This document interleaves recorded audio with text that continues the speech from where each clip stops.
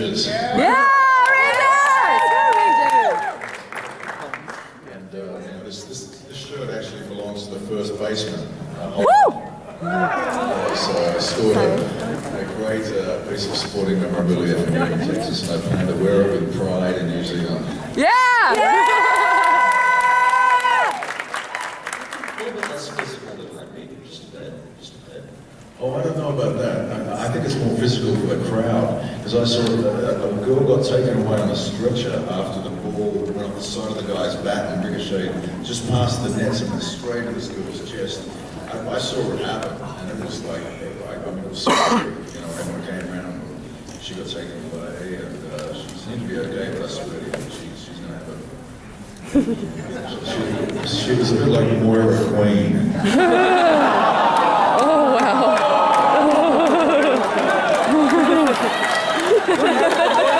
Say this. If you're not caught up on the series, sorry, this is going to be a spoiler-ridden conversation. Moira went to watch the Rangers.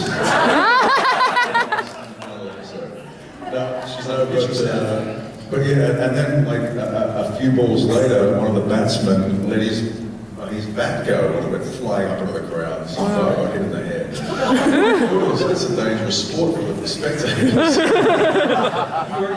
The tickets are cheaper, but the perks are great. 5 ball takes 100 shots. Nuts. You should try roller derby. It was a great game to watch. Unfortunately, Toronto, you know the story. They went down. It was actually Hammond who dropped the ball off a base catch on the 8th. The sort of loud at the next hit, they hit a home run, and everyone was like, oh, and I was like, what happened? You have your ups and your downs in life, and that's something that I like to bring into my acting. For anybody who's interested in me as an actor, I think the major conviction I can say to any character that I play is that I know the highs and the lows of being a human being. I think my career started off pretty much out of tragedy. My mother and brother died when I was like 15 from 2 separate car accidents. And, as a young kid, at that age, I just couldn't focus on the blackboard.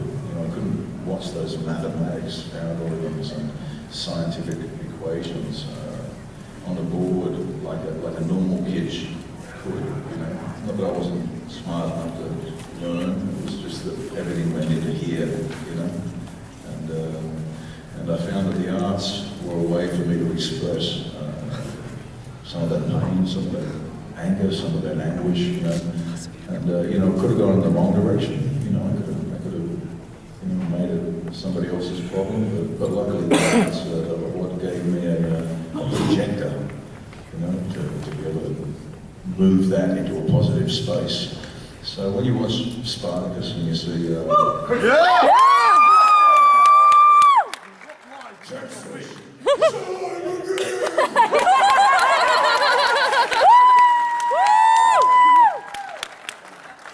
Undefeated goal right there. Oh man, he took everything out of me, Crixus, I'll tell you. But I have to say this: it was such a incredible. Sometimes we're working with fiction, and characters are made up. Usually they're still going to represent something from society that makes sense in some sort of metaphor. But to play a man who really did live 74 BC and really did die fighting those battles, and really did lose his life from the country that he came from, and one felt pain and all that sort of stuff, and left this legend. Spartacus left a legend, but Crixus left a legend as well. So it was something that I gave my spiritual commitment to, because I think that man needed his story told. Every time I went to that stage and had to prepare to be Crixus, I made sure I tried to reflect upon that man, because Crixus was a man. I'm just an actor. He was the man. I was able to channel something in my own life into what I believed was that emotional range. So yeah, I was thankful to Crixus. Yes. Beautiful.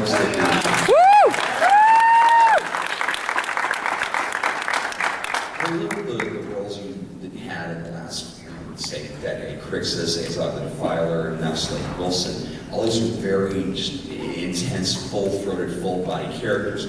When you were on a soap in the mid-90s, did you think that your career was going to take that specific path?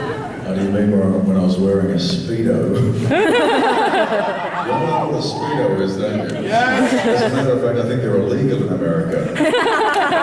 They're not. They should be. Yeah, well, for those of you who don't know, my very first acting opportunity, I played a series that was a little bit like Baywatch for teenagers.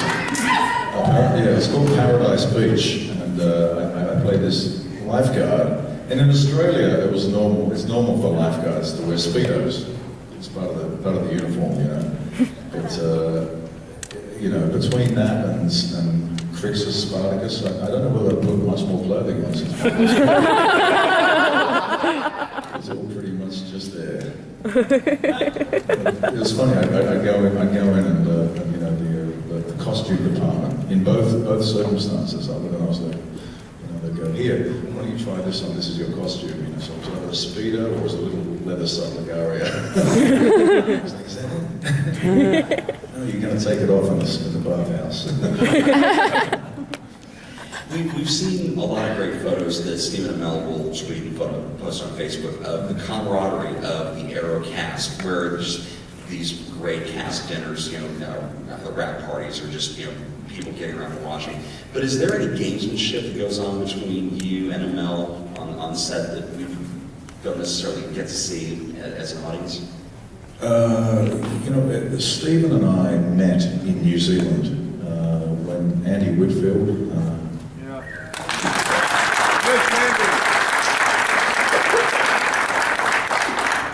When Andy was ill, at that time he hadn't passed, but the plan came ahead through discussions between Andy Whitfield, Stephen and I, the writer of Spartacus, and the studios, that they were going to continue the show and find a new Spartacus.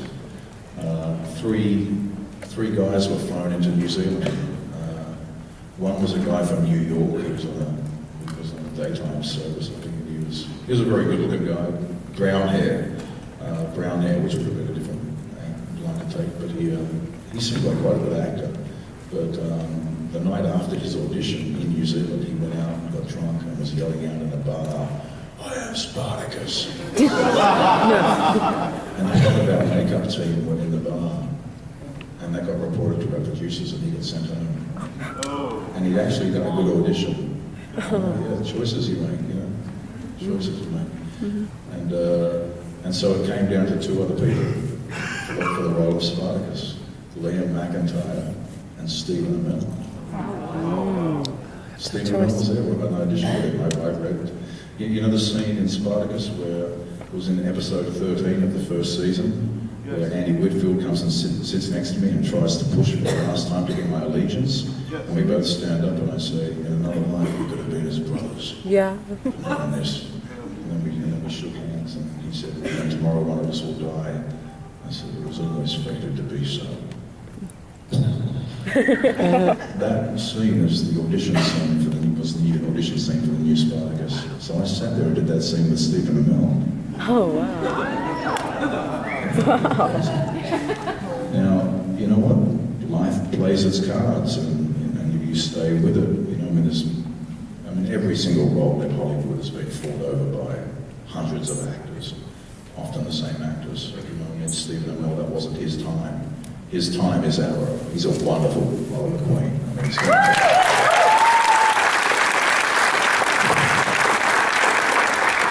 but at the time, the guy to replace Andy Whitfield was Liam McIntyre. And Liam was such a humble, good guy. It's his honesty that won him the role. It wasn't that he had any great strength. It took him a while to actually cook.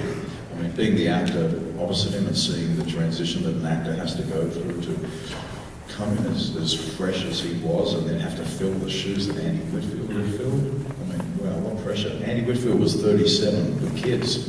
Liam McIntyre was 27. He'd only done a couple of cameos on small productions, you know. All of a sudden he was thrust into those sandals. And he did a great job. you know, it took a little while before we got these momentum going, but I remember seeing it starting to kick in. And you know, I think we left a legacy with Spartacus that's going to make Andy proud. Yeah. Yeah.